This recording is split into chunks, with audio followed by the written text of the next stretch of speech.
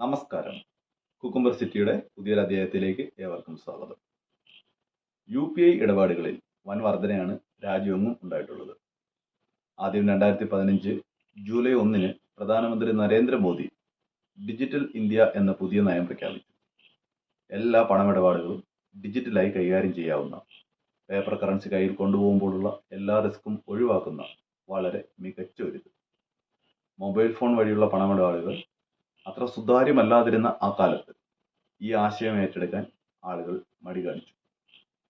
ഏകദേശം ഒരു വർഷത്തിനപ്പുറം 2016 നവംബർ 8 രാത്രി വൈകി പ്രധാനമന്ത്രിയുടെ അടുത്ത ഞെട്ടിക്കൽ നോട്ട് നിരോധനം. ഒരു മാസം കൊണ്ട് വിദേശത്തും സ്വദേശത്തുമെല്ലാം കുഴിച്ചിട്ടിരിക്കുന്ന ചിപ്പുള്ളതും ഇല്ലാത്തതുമായ എല്ലാ കള്ളപ്പണവും പുറത്തെടുക്കും. എന്നിട്ട് എല്ലാ ഇന്ത്യക്കാർക്കും 15 ലക്ഷം വീതം അക്കൗണ്ടിൽ ഇട്ടു നൽകും എന്നായിരുന്നു വിളംബരം. ഞാനൊക്കെ ഇപ്പോഴും പണിയെടുക്കാതെ അതിന്റെ പലിശ എടുത്താണ് ജീവിക്കുന്നത്. പിന്നെ കോവിഡായി, ലോക്ക്ഡൗൺ ആയി, പയ്യെ എല്ലാം ഡിജിറ്റലുമായി. ആദ്യമൊക്കെ UPI ഉപയോഗിച്ച് നടത്തുന്ന ഓരോ ട്രാൻസാക്ഷൻസിനും ഫോൺ പേയും ടെസ്സും ഒക്കെ നമുക്ക് ഇങ്ങോട്ട് ക്യാഷ് തന്നിരുന്നു. ടെസ് എന്ന് വെച്ചാൽ ഇപ്പോഴത്തെ ഗൂഗിൾ പേ അഥവാ GPay ആണ്. പിന്നെ ക്യാഷ് ബാക്കിന് പകരം കൂപ്പണായി. അതിനിടയിൽ കൈവശം വെക്കാവുന്നതും കൈമാറ്റം ചെയ്യാവുന്നതും ഒക്കെ ആയിട്ടുള്ള പേപ്പർ കറൻസിക്ക് ഗവൺമെന്റ് നിയന്ത്രണങ്ങൾ കൊണ്ടുവന്നു. എല്ലാവരെയും പാൻ കാർഡ് എടുപ്പിച്ചു, പാൻ കാർഡ് ആധാറായി ലിങ്ക് ചെയ്യിപ്പിച്ചു. ഒടുവിൽ UPI നാട്ടിലെങ്ങും സർവ്വസാധാരണമായപ്പോൾ ഗവൺമെന്റ് ഇനി UPI ട്രാൻസാക്ഷൻസിനും ചാർജ് ഈടാക്കാൻ പോകുന്നു. ഇനി കാര്യത്തിലേക്ക് കിടക്കാം. നമ്മൾ പോലും അറിയാതെ നമ്മുടെ കീശയിലെ പണം നഷ്ടപ്പെടാൻ പോകുന്നു. ഇത് എങ്ങനെയാണെന്ന് വ്യക്തമാക്കാം. നിലവിലുള്ള റിപ്പോർട്ടുകൾ പ്രകാരം 3000 രൂപയ്ക്ക് മുകളിലുള്ള UPI ട്രാൻസാക്ഷൻസിനാണ് 0.3% സർവീസ് ചാർജ് ഏർപ്പെടുത്താൻ പോകുന്നത്. ഇത് ഉപഭോക്താവിന്റെ കയ്യിൽ നിന്നും നേരിട്ട് ഈടാക്കില്ല. പിന്നെയോ മെർച്ചന്റ് ഡിസ്കൗണ്ട് റേറ്റ് എന്ന പേരിൽ വ്യാപാരികളിൽ നിന്നുമാണ് ഈടാക്കുന്നത്.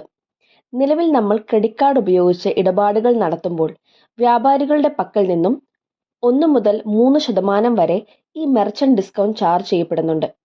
ഈ കാരണം കൊണ്ടാണ് നമ്മൾ ക്രെഡിറ്റ് കാർഡ് എടുക്കുമ്പോൾ പല വ്യാപാരികളും ഞെട്ടിച്ചൊളിക്കുന്നത്.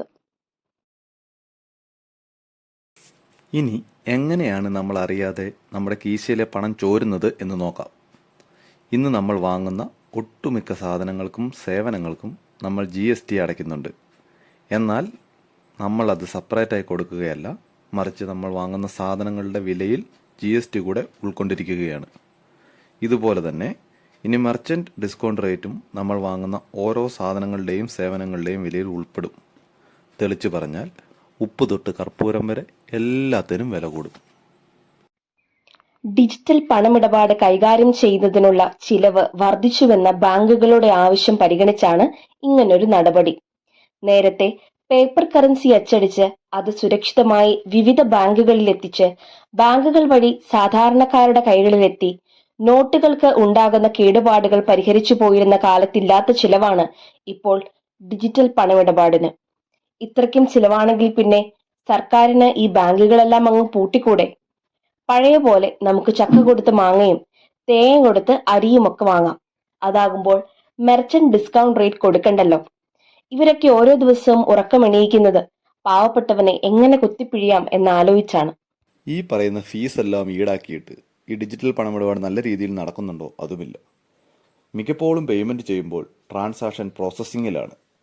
എന്ന് വെച്ചാൽ പൈസ കസ്റ്റമറുടെ അക്കൗണ്ടിൽ നിന്നും പോയിട്ടും ഉണ്ടാകും, കടക്കാരൻ്റെ അക്കൗണ്ടിൽ എത്തിയിട്ടും ഉണ്ടാകില്ല. ഇനി അത് ആരുടെയെങ്കിലും അക്കൗണ്ടിൽ എത്തണമെങ്കിൽ 3 മുതൽ 7 വരെ പ്രവൃത്തി ദിവസങ്ങൾ കാത്തിരിക്കേണ്ടി വരും. എന്നിട്ടും വന്നില്ലെങ്കിലോ പിന്നെ ബാങ്ക് കയറി ഇറങ്ങണം. എന്ന് വെച്ചാൽ 1000 രൂപയുടെ ഒരു സാധനം വാങ്ങണമെങ്കിൽ നമ്മുടെ അക്കൗണ്ടിൽ മിനിമം ഒരു 5000 രൂപയെങ്കിലും വേണം. ട്രാൻസാക്ഷൻ പ്രോസസ്സിംഗ് ആണെങ്കിൽ കടക്കാരൻ സാധനം തന്നുവിടില്ലല്ലോ. ഇതെന്തോന്ന് ഡിജിറ്റൽ ഇന്ത്യയാടേ?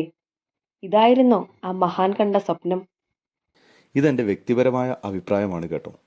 നിങ്ങളുടെ അഭിപ്രായങ്ങൾ കമൻറ്റുകളായി രേഖപ്പെടുത്തുമല്ലോ. വീഡിയോ ഇഷ്ടമായാൽ ലൈക്ക് ചെയ്യാനും ഷെയർ ചെയ്ത് മറ്റുള്ളവരിലേക്ക് എത്തിക്കാനും ശ്രദ്ധിക്കുമല്ലോ. ചാനൽ സബ്സ്ക്രൈബ് ചെയ്തിട്ടില്ലാത്തവർ ഇപ്പോൾ തന്നെ സബ്സ്ക്രൈബ് ചെയ്ത് സപ്പോർട്ട് തരണേ. അപ്പോൾ മറ്റൊരു വിഷയവുമായി കണ്ടുമുട്ടാം. Bye bye.